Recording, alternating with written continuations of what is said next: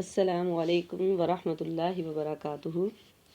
سورۃ آل عمران آیت نمبر 133۔ بسم اللہ الرحمن الرحیم۔ وساریو اور جلدی کرو اور دوڑو الی مغفرۃ بخشش کی طرف، من ربکم اپنے رب کی، و جنت اور جنت کی طرف، ارضھا جس کا عرض السماوات آسمانوں، والارض اور زمین کے برابر ہے، اعدت جو تیار کی گئی ہے، للمتقین پرہیزگاروں کے لیے۔ وساریو اور دوڑو اپنے رب کی بخشش کی طرف اور جنت کی طرف۔ تو اہل ایمان کو ان نیک اعمال کی طرف جلدی کرنی چاہیے جو اللہ کی مغفرت کا سبب بنتے ہیں، ٹھیک ہے، جو جنت میں جانے کا سبب بنتے ہیں۔ نبی کریم صلی اللہ علیہ وآلہ وسلم نے فرمایا، نیک اعمال سر انجام دینے میں جلدی کر لو، ایسے فتنوں کے آنے سے پہلے پہلے جو اندھیری رات کے مختلف ٹکڑوں کی طرح رونما ہوں گے۔ صبح کو آدمی مومن ہوگا، شام کو کافر ہوگا، اور شام کو مومن ہوگا تو صبح کو کافر ہوگا، اور وہ اپنے دین کو دنیا کے معمولی سامان کے عوض بیچ دے گا۔ تو کہا وہ وقت آنے سے پہلے پہلے نیکی میں دوڑ لگا دو، خیر کے کاموں میں جلدی کرو۔ تو کہا یعنی ایک دوسرے سے آگے نکلنے کی کوشش کرو، ٹھیک ہے۔ تو انسان کو خیر کے کاموں میں جلدی کرنی چاہیے، ٹھیک، ہمیں خیر کے کاموں میں، نیکی کے کاموں میں جلدی کرنی چاہیے، دیر نہیں کرنی چاہیے۔ جس طرح کے عقبہ کہتے ہیں کہ میں نے مدینہ میں نبی کریم صلی اللہ علیہ وآلہ وسلم کے پیچھے عصر کی نماز پڑھی، آپ صلی اللہ علیہ وسلم نے سلام پھیر کر جلدی سے اٹھے اور حجرے کی طرف گئے۔ ہم اس جلدی کی وجہ سے حیران تھے کہ پتہ نہیں کیا وجہ ہے، ٹھیک ہے۔ تو جب آپ صلی اللہ علیہ وسلم واپس آئے تو آپ صلی اللہ علیہ وسلم نے فرمایا، میرے گھر میں سونے کا ایک ٹکڑا تھا، تو میں نے جلدی کی کہ میں اسے اللہ کی راہ میں تقسیم کر دوں۔ اللہ کی راہ میں تقسیم کرنے کا آپ صلی اللہ علیہ وسلم نے اسے حکم دے دیا، یعنی جیسے ہی نیکی کا خیال آیا تو فوراً ہی وہ نیکی کر لی، فوراً ہی نیکی کا کام کر لیا۔ تو کہا دوڑو اپنے رب کی بخشش کی طرف۔ دیکھیے آج ہمارے پاس وقت ہے، ہمیں زیادہ سے زیادہ اپنا وقت نیکی حاصل کرنے میں لگانا چاہیے۔ دنیا دوڑنے کی جگہ ہے، کوئی دنیا کی طرف دوڑ رہا ہے اور کوئی آخرت کی طرف دوڑ رہا ہے، اور کامیاب وہ ہے جو آخرت کے لیے دوڑنے والا ہے اور نیکی کے کاموں میں جلدی کرنے والا ہو۔ تو کہا دوڑو اپنے رب کی بخشش کی طرف اور جنت کی طرف، وہ جنت جس کا عرض زمین و آسمان کے برابر ہے۔ پہلے ہم نے سود خوروں کے بارے میں پڑھا، یعنی جس طرح سود خور کافروں کے لیے دوزخ تیار کی گئی ہے، اسی طرح اب فرما بردار متقی لوگوں کے لیے جنت تیار کی گئی ہے۔ پھر جنت کے متعلق فرمایا کہ اس کی وسعت زمین و آسمان کے برابر ہے، وَجَنَّةٍ عَرْضُهَا السَّمَاوَاتُ وَالْأَرْضُ، اس کا عرض زمین و آسمان کے برابر ہے۔ حضرت ابو ہریرہ سے روایت ہے کہ ایک آدمی نبی کریم صلی اللہ علیہ وسلم کے پاس آیا اور کہنے لگا، اے محمد صلی اللہ علیہ وسلم، یہ بتائیں کہ جنت کا عرض زمین و آسمان کے برابر ہے تو آگ کہاں ہے، یعنی جہنم کہاں ہے؟ تو آپ صلی اللہ علیہ وسلم نے فرمایا، یہ بتاؤ کہ پہلے رات تھی، پھر نہیں رہی تو کہاں چلی گئی؟ یا یہ فرمایا کہ جب ہر چیز پر رات آ جاتی ہے تو دن کہاں چلا جاتا ہے؟ دن کہاں جاتا ہے؟ اس نے کہا کہ اللہ بہتر جانے، جہاں اللہ چاہے۔ تو آپ صلی اللہ علیہ وسلم نے فرمایا اسی طرح جہنم بھی جہاں اللہ چاہے، اللہ کے لیے کوئی کام مشکل نہیں ہے۔ حقیقت یہ ہے کہ جنت اور جہنم کے جو اوصاف قرآن و حدیث میں جس طرح بیان ہیں، اسی طرح ان پر ایمان رکھنا ضروری ہے، چاہے ہماری عقل و ذہن کی رسائی اس تک ہو یا نہ ہو، ان پر اسی طرح ایمان رکھنا ضروری ہے۔ اسی طرح حدیث میں آتا ہے کہ جنت کے ایک کنارے سے دوسرے کنارے تک 40 سال کی مسافت ہے، یعنی اتنی بڑی جنت ہے۔ مسند احمد کی روایت ہے، آپ صلی اللہ علیہ وسلم نے فرمایا، جنتی جنت میں داخل ہو جائیں گے اور جنت میں اللہ جتنی چاہے گا زائد جگہ بچ جائے گی، اور پھر اللہ تعالیٰ اس کے لیے نئی مخلوق پیدا کرے گا اور جنت کے باقی حصے کو بھی اللہ تعالیٰ آباد کر دے گا۔ اور اسی طرح جنت کے خیموں کی وسعت کے بارے میں بھی آتا ہے، ابن عباس رضی اللہ تعالیٰ عنہ کہتے ہیں کہ جنت کا خیمہ خولدار موتی کا ہوگا، 3 میل لمبا اور 3 میل چوڑا ہوگا، اس کے 4000 سونے کے کیواڑ ہوں گے، یعنی اس کی ونڈوز وغیرہ 4000 ہوں گی، سبحان اللہ۔ یہ جنت کن لوگوں کے لیے؟ متقی لوگوں کے لیے، عدت جو تیار کی گئی ہے للمتقین پرہیزگاروں کے لیے۔ ایک مفسر اس کی تفسیر میں لکھتے ہیں کہ جس جنت کی چوڑائی زمین و آسمان کے برابر ہو تو وہ شخص کتنا بدبخت ہوگا جس کو ایک پاؤں رکھنے کی بھی اجازت نہ دی جائے، یعنی اس کو ایک پاؤں رکھنے کی بھی جگہ نہ دی جائے۔ تو اس جنت کو حاصل کرنے کے لیے ہم نے نیکی کے کاموں میں دوڑ لگانی ہے، ٹھیک ہے نا، اپنے رب کی بخشش کی طرف دوڑ لگانی ہے، اور اس جنت کو حاصل کرنے کے لیے ایک دوسرے سے آگے بڑھ کر نیکی کے کام کرنے ہیں۔ آگے فرمایا الذین، وہ لوگ ينفقون جو خرچ کرتے ہیں، فی السراء خوشی میں، والضراء اور تکلیف میں، والکاظمین اور پی جاتے ہیں، غیظ غصے کو، والعافین اور معاف کر دیتے ہیں، عن الناس لوگوں کو، واللہ اور اللہ تعالیٰ یحب دوست رکھتا ہے محسنین احسان کرنے والوں کو۔ وہ لوگ الذین، وہ لوگ ينفقون جو خرچ کرتے ہیں، فی السراء خوشی میں، والضراء تکلیف میں، ٹھیک ہے نا۔ تو ان آیات میں اہل جنت کی صفات کا ذکر ہے۔ پہلی صفت کیا بیان کی گئی؟ ينفقون فی السراء والضراء، کہ پہلی صرف خوشحالی اور تنگ دستی، ہر حالت میں وہ اپنی استطاعت کے مطابق خرچ کرتے رہتے ہیں، نیک کاموں میں اور اللہ کی رضا کے لیے مال خرچ کرنے سے انہیں کوئی چیز بھی غافل نہیں کرتی۔ زیادہ ہے تب بھی خرچ کرتے ہیں، کم ہے تو تب بھی اللہ کے راستے میں خرچ کرتے ہیں، ٹھیک ہے۔ اسی طرح صحیح بخاری مسلم میں ہے کہ نبی کریم صلی اللہ علیہ وسلم نے فرمایا، تم میں سے کوئی ایسا ہے جسے اپنے وارث کا مال اپنے مال سے زیادہ محبوب ہو؟ لوگوں نے کہا کوئی بھی نہیں۔ آپ صلی اللہ علیہ وسلم نے فرمایا، میں تو دیکھتا ہوں کہ تم اپنے مال سے زیادہ اپنے وارث کے مال چاہتے ہو، اس لیے کہ تمہارا مال تو وہ ہے جو تم اللہ کی راہ میں دے دو، اور جو تم چھوڑ کر جاؤ تو وہ تمہارا مال نہیں بلکہ تمہارے وارثوں کا مال ہے۔ تو تمہارا اللہ کی راہ میں کم خرچ کرنا اور زیادہ جمع کرنا، یہ اس بات کی دلیل ہے کہ تم اپنے مال سے زیادہ اپنے وارثوں کے مال کو زیادہ عزیز رکھتے ہو۔ اسی طرح ایک اور روایت میں ہے کہ آپ صلی اللہ علیہ وسلم نے دریافت فرمایا، جانتے ہو مفلس کون ہے، کنگال کون ہے؟ لوگوں نے کہا جس کے پاس مال نہ ہو۔ آپ صلی اللہ علیہ وسلم نے فرمایا، بلکہ وہ جس نے اپنا مال اپنی زندگی میں اللہ کی راہ میں نہ دیا ہو تو وہ کنگال ہے، وہ مفلس ہے، کیونکہ آخرت میں اسے پھر کچھ بھی نہیں ملنا۔ ابو ہریرہ کہتے ہیں کہ ایک شخص آپ صلی اللہ علیہ وسلم کی خدمت میں حاضر ہوا، پوچھا یا رسول اللہ، کس طرح کے صدقے میں سب سے زیادہ ثواب ہے؟ آپ صلی اللہ علیہ وسلم نے فرمایا، اس صدقے میں جس کو تم صحت کے ساتھ بخل کے باوجود دو۔ کیونکہ جب انسان بیمار ہوتا ہے تو اسے موت کا خوف ہوتا ہے کہ یہ مال تو کسی کے پاس چلے ہی جانا ہے، تو بہتر یہ ہے میں خود ہی سے دے دوں۔ اور بخل کب ہوتا ہے؟ جب انسان کے پاس تھوڑا ہوتا ہے یا اس کی اپنی ضروریات زیادہ ہوتی ہے، ٹھیک ہے۔ تو کہا وہ پھر بھی اللہ کے راستے میں نکالتا ہے، اللہ کے راستے میں پھر بھی دیتا ہے، یعنی تمہیں ایک طرف تو فقیری کا ڈر ہو، دوسری طرف مالدار بننے کی تمنا ہو، امید ہو، خواہش ہو، اور پھر اس صدقے میں وہ ڈھیل نہیں کرتا، اللہ کے راستے میں دیتا رہتا ہے، تو اس صدقے میں ڈھیل نہیں ہونی چاہیے۔ یہ نہیں کہ جان جب ہلاک تک آ جائے اس وقت تم کہو کہ فلاں کے لیے اتنا، فلاں کے لیے اتنا، فلاں کے لیے اتنا، حالانکہ اس وقت تو وہ فلاں کا ہو ہی چکا ہے۔ تمہارا تو وہ تھا جو تم نے خود استعمال کر لیا یا صحت کی حالت میں کسی کو دے دیا، اور باقی جو مرنے کے بعد وہ تو ہے ہی دوسروں کا، ٹھیک ہے۔ تو ہمیں صحت کی حالت میں بھی اللہ کے راہ میں صدقہ خیرات کرنا چاہیے، اپنی صحت کی حالت میں زیادہ کرنا چاہیے، ٹھیک ہے۔ آگے دوسری صفت بیان فرمائے، والکاظمین الغیظ، پی جاتے ہیں غصے کو۔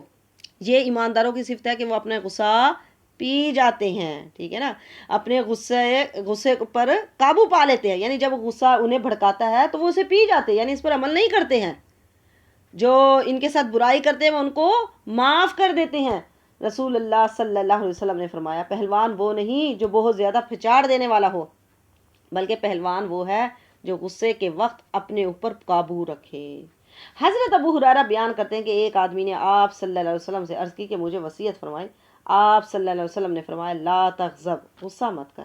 اس نے کئی دفعہ درخواست دہرائی، آپ صلی اللہ علیہ وسلم نے یہی فرمایا، غصہ مت کر، غصہ مت کر۔ اور ایک روایت میں ہے کہ ابو ذر رضی اللہ تعالیٰ عنہ کو غصہ آیا تو آپ بیٹھ گئے اور پھر لیٹ گئے۔ ان سے پوچھا یہ کیا؟ فرمایا، میں نے نبی کریم صلی اللہ علیہ وسلم سے سنا، آپ صلی اللہ علیہ وسلم نے فرمایا، جسے غصہ آئے وہ کھڑا ہو تو بیٹھ جائے، اور اگر اس سے بھی غصہ نہ جائے تو پھر وہ لیٹ جائے۔ ایک اور حدیث میں ہے کہ نبی کریم صلی اللہ علیہ وسلم نے فرمایا، غصہ شیطان کی طرف سے ہے، اور شیطان آگ سے پیدا ہوا ہے، اور آگ کو بجھانے والی چیز پانی ہے، پس تم غصے کے وقت وضو کرنے بیٹھ جاؤ۔ اور اسی طرح حضرت ابو دردہ کہتے ہیں کہ ایک شخص نے نبی کریم صلی اللہ علیہ وسلم سے فرمایا کہ مجھے کوئی ایسا کام بتائیں کہ میں جنت میں چلا جاؤں۔ آپ صلی اللہ علیہ وسلم نے فرمایا، غصہ نہ کرو، تمہارے لیے جنت ہے۔ تو انسان کو اپنے غصے پر قابو رکھنا چاہیے، ہمیں غصہ نہیں کرنا چاہیے، اور اس کا پھر اجر بھی بتایا۔ آپ صلی اللہ علیہ وسلم نے فرمایا کہ جس نے اپنے غصے پر قابو پا لیا، اللہ اسے اپنا عذاب روک لے گا، اللہ اسے اپنا عذاب روک لے گا، اور جسے اپنی زبان کی حفاظت کی، اللہ اس کے عیبوں پر پردہ ڈال دے گا، اور جس نے اللہ سے معافی مانگی، اللہ اس کے عذر کو قبول کر لے گا۔ یعنی جب معافی مانگے گا تو اللہ تبارک و تعالیٰ اس کو ضرور معاف کریں گے۔ والعافین عن الناس، اور تیسری صفت، معاف کر دیتے ہیں لوگوں کو۔ تیسری صفت کیا بیان فرمائی؟ تیسری صفت لوگوں کو معاف کر دیتے ہیں۔ نبی کریم صلی اللہ علیہ وسلم نے فرمایا 3 چیزوں پر میں قسم کھاتا ہوں، صدقے سے مال کم نہیں ہوتا ہے۔ اللہ تعالیٰ معاف کر دینے سے بندے کی عزت میں اضافہ ہی کرتا ہے، اور اللہ کے لیے، جو اللہ کے لیے نیچا ہوتا ہے، اللہ اسے اونچا کر دیتا ہے۔ تو آگے فرمایا واللہ، اللہ تعالیٰ یحب، دوست رکھتا ہے محسنین، احسان کرنے والوں کو، احسان کرنے والوں کو اللہ دوست رکھتا ہے۔ اب احسان 2 طرح کا ہوتا ہے، ایک اللہ کے حق میں اور ایک بندوں کے حق میں۔ اچھا، یعنی عبادت میں بھی احسان ہوتا ہے کہ تم عبادت اس طرح کرو جیسا کہ تم اللہ کو دیکھ رہے ہو، اور اگر تم اس کو نہیں دیکھ پاتے تو وہ تو تمہیں دیکھ ہی رہا ہے، ٹھیک ہے نا۔ اور جب انسان یہ سوچ لے کہ اللہ دیکھ رہا ہے تو وہ پھر بہت یعنی اچھے طریقے سے کام کرتا ہے۔ اسے جب پتہ ہے کہ اللہ دیکھ رہا ہے تو پھر انسان اچھے طریقے سے کرتا ہے۔ تو ہر وقت ہمیں ہمارے دل میں یہی بات ہونی چاہیے کہ اللہ مجھے دیکھ رہا ہے۔ جب یہ بات ہوتی ہے تو انسان بہت سے گناہوں سے بھی بچ جاتا ہے، ٹھیک ہے نا، کہ نہیں اللہ مجھے دیکھ رہا ہے، پھر انسان اس گناہ سے بچ جاتا ہے، وہ گناہ نہیں کرتا۔ تو کہا کہ اللہ تعالیٰ یحب، محبت کرتا ہے یا دوست رکھتا ہے محسنین، احسان کرنے والوں کو۔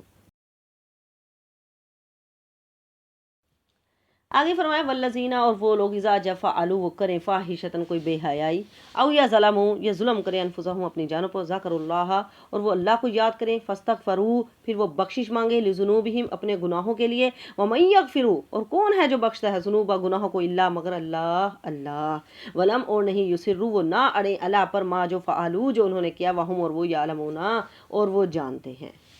والذین اذا فعلوا فاحشۃ، یعنی وہ لوگ جو کوئی بے حیائی کریں یا اپنے اوپر کوئی گناہ کر کے ظلم کر بیٹھیں تو وہ اللہ کو یاد کرتے ہیں۔ یعنی اگر بشر ہونے کے تحت ان سے کوئی گناہ کا ارتکاب ہو جاتا ہے تو وہ فوراً اللہ کو یاد کر کے توبہ استغفار کرتے ہیں، اللہ سے معافی مانگتے ہیں، معافی چاہتے ہیں، توبہ استغفار کرتے ہیں۔ یعنی گناہ ہو جاتا ہے، گناہ ہونے کے بعد اس پر اڑ نہیں جاتے، ڈٹ نہیں جاتے، بلکہ اللہ تبارک و تعالیٰ سے اپنے گناہوں کی معافی مانگتے ہیں۔ ہر انسان سے ہی گناہ ہو جاتا ہے، ہر انسان خطا کار ہے، ٹھیک ہے، اور بہترین خطا کار وہ ہے جو توبہ کرنے والے ہیں، ٹھیک ہے نا۔ گناہ ہو جاتا ہے لیکن انسان کو اس پر معافی مانگ لینی چاہیے۔ مومن سے بھی گناہ ہو جاتا ہے، آپ صلی اللہ علیہ وسلم نے فرمایا ہر مومن آدمی سے کوئی نہ کوئی ایسا گناہ سرزد ہو جاتا ہے جس کو وہ وقتاً فوقتاً کرتا رہتا ہے، یعنی کبھی کوئی غلطی ہو گئی، کبھی کچھ ہو گیا، کبھی کوئی گناہ ہو گیا۔ اور پھر یہ بھی فرمایا کہ مومن کو اس حال میں پیدا کیا گیا ہے کہ وہ فتنوں میں گھرنے والا، بہت توبہ کرنے والا اور بھولنے والا ہوتا ہے، لیکن جب اسے نصیحت کی جاتی ہے تو وہ نصیحت کو قبول کر لیتا ہے، یعنی اپنے گناہ پر اصرار نہیں کرتا ہے بلکہ اپنے گناہ ہونے پر شرمندہ ہوتا ہے اور پھر جلد توبہ کر لیتا ہے۔ آپ صلی اللہ علیہ وسلم نے فرمایا جب تم کوئی برائی کرو تو اسی وقت توبہ کر لو، مخفی گناہ کی توبہ مخفی انداز میں، اور اعلانیہ گناہ کی توبہ اعلانیہ انداز میں کرو۔ کیوں اعلانیہ کہا گیا؟ کیونکہ دوسروں کو بھی سبق حاصل ہو، وہ بھی دیکھیں کہ اس نے توبہ کر لی، ہم بھی توبہ کر لیں۔ آپ صلی اللہ علیہ وسلم نے فرمایا بے شک شیطان نے اللہ سے کہا کہ مجھے تیری عزت و جلالت کی قسم، میں بنی آدم کو اس وقت تک گمراہ کرتا رہوں گا جب تک ان کے جسم میں روح رہے گی۔ تو اللہ نے فرمایا مجھے میری عزت و جلالت کی قسم، جب تک وہ مجھ سے بخشش مانگتے رہیں گے میں ان کو معاف کرتا رہوں گا۔ تو انسان کو مایوس نہیں ہونا چاہیے، اگر کوئی غلطی ہو جائے تو فوراً اللہ تعالیٰ سے توبہ کر لیں، اللہ سے معافی مانگ لیں۔ حضرت انس کہتے ہیں کہ میں نے نبی کریم صلی اللہ علیہ وسلم کو فرماتے ہوئے سنا کہ اللہ تعالیٰ فرماتے ہیں کہ اے ابن آدم، جب تک تو مجھے پکارے گا اور مجھ سے پر امید رہے گا میں تجھے بخشتا رہوں گا۔ اے ابن آدم، تیرے گناہ چاہے آسمان کی بلندیوں تک پہنچ جائے اور پھر تو مجھ سے معافی مانگے تو میں پرواہ کیے بغیر تجھے بخش دوں گا۔ اور یہ بھی فرمایا کہ تو زمین آسمان بھر کے گناہ لے کر آ جائے، لیکن شرط یہ ہے کہ تو نے شرک نہ کیا ہو تو میں تیرے سارے گناہوں کو معاف کر دوں گا۔ تو انسان خطا کار ہے، ہر انسان سے غلطی ہو جاتی ہے، لیکن انسان کو معافی مانگ لینی چاہیے، توبہ استغفار کر لینی چاہیے، توبہ لازماً کرے، ٹھیک ہے نا۔ تعجب اس بات پر نہیں کہ آپ کسی دن گر گئے ہیں، تعجب تو اس بات پر ہے کہ آپ اٹھ نہ سکے۔ آپ کے گرنے پر تعجب نہیں ہے کہ کبھی کسی دن گر گئے ہو، ٹھیک ہے گر جاتا ہے انسان، ٹھوکر لگ گئی، لیکن تعجب اس بات پر ہے کہ آپ اٹھ نہ سکے۔ اسی طرح ہی گناہ کے بعد توبہ ہے، تعجب اس بات پر نہیں کہ آپ سے کوئی گناہ ہو گیا ہے، تعجب تو اس بات پر ہے کہ گناہ کرنے کے بعد آپ نے توبہ نہیں کی، ٹھیک ہے۔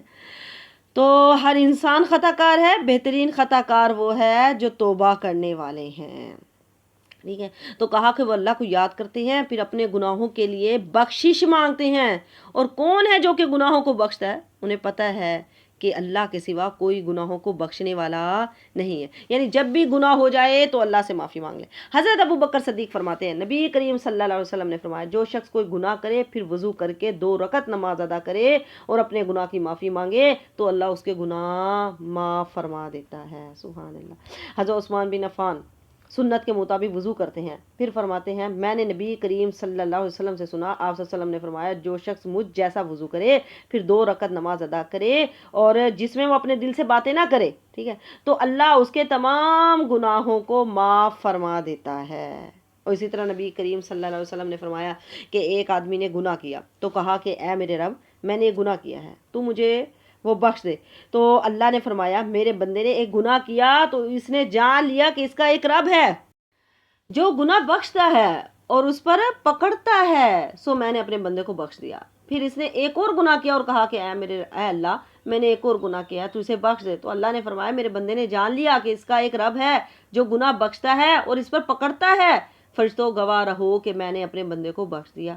پھر بندہ رکا رہا، جتنا اللہ نے چاہا اتنی دیر رکا رہا، اس نے کوئی گناہ نہیں کیا۔ پھر اس نے گناہ کر لیا، پھر اس سے کوئی گناہ ہو گیا تو اس نے کہا کہ اللہ، میں نے ایک اور گناہ کیا، تو اسے بخش دے۔ تو اللہ نے فرمایا، میرے بندے نے جان لیا کہ اس کا ایک رب ہے جو گناہ بخشتا ہے اور اس پر پکڑتا ہے، فرشتوں تم گواہ رہو کہ میں نے اپنے بندے کو بخش دیا۔ یعنی جتنی بار بھی اگر انسان سے گناہ ہو جائے تو معافی ضرور مانگ لے، معافی مانگنے کے بعد ڈٹے نہ، اڑے نہ اس پر، جس طرح کہ فرمایا وَلَمْ يُصِرُّوا عَلَىٰ مَا فَعَلُوا، اور وہ نہ اڑے اس پر جو انہوں نے کیا، ٹھیک ہے نا۔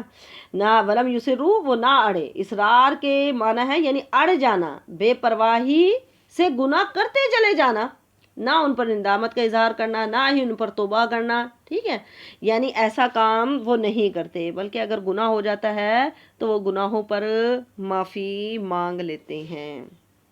آگے فرمایا، اولئک، یہی لوگ ہیں، جزاؤہم، ان کی جزا، مغفرت، بخشش ہے، من ربہم، ان کے رب کی طرف سے، وجنات، اور باغات ہے، تجری، چلتی ہیں، من تحت الانہار، جس کے نیچے سے نہریں، خالدینہ، ہمیشہ رہیں گے، فیہا، اس میں، ونعما، اور کیسا اچھا ہے، اجر، بدلہ، عاملین، عمل کرنے والوں کا، کام کرنے والوں کا کیسا اچھا بدلہ ہے۔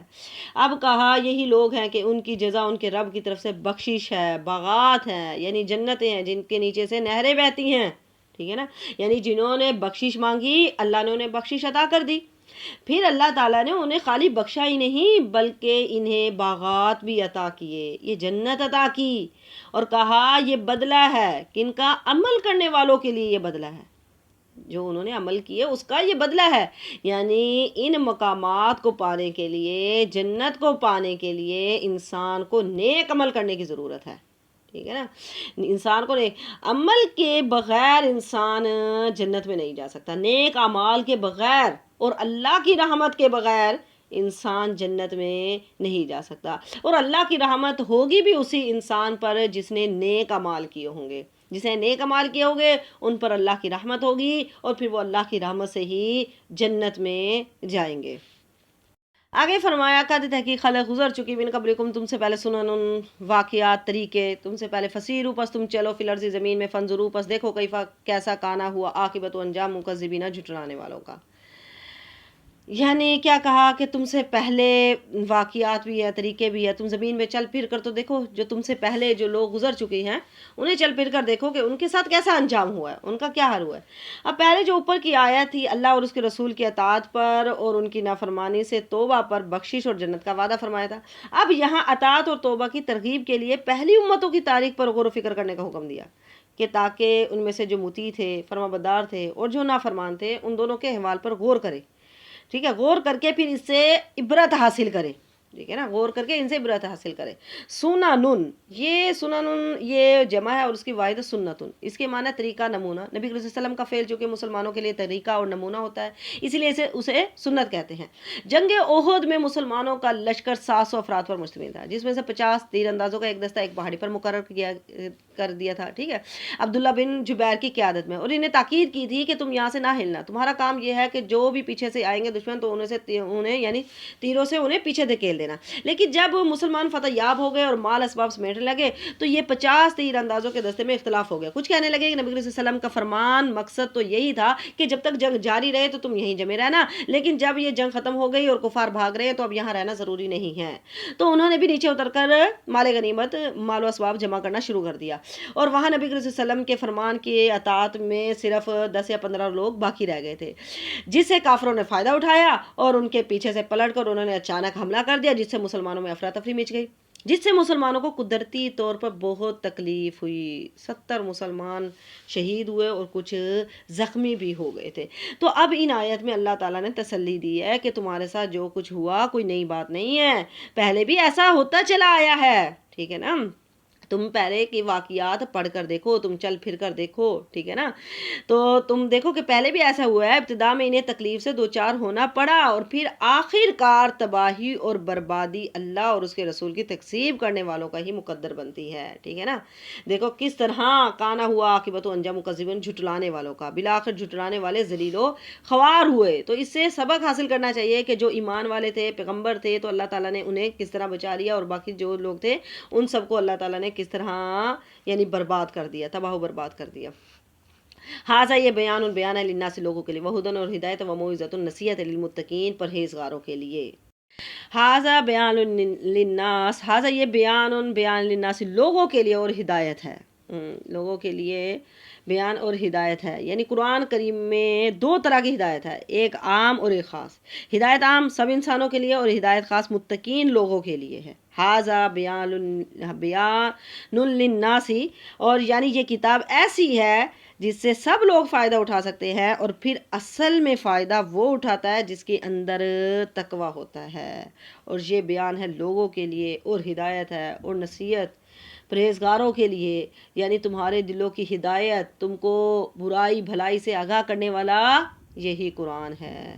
چنانچہ قرآن پاک نے جگہ جگہ متقین کے نیک انجام، جو متقین تھے، انبیاء کا جنہوں نے ساتھ دیا ان کا کتنا اچھا انجام ہوا، ان کا اللہ تعالیٰ نے ساتھ دیا، ان کی مدد کی، اور پھر جنہوں نے جھٹلایا، نبیوں کو جھٹلایا، ان کی نہ مانی، ٹھیک ہے، ان کے لیے جو ان کا جو ہلاکت ان کا سبب بنی ہے، ان کے تذکرے اللہ تعالیٰ نے جگہ جگہ بیان فرما دیے ہیں۔ وہ موعظۃ، اس سے نصیحت ہے، للمتقین، پرہیزگاروں کے لیے۔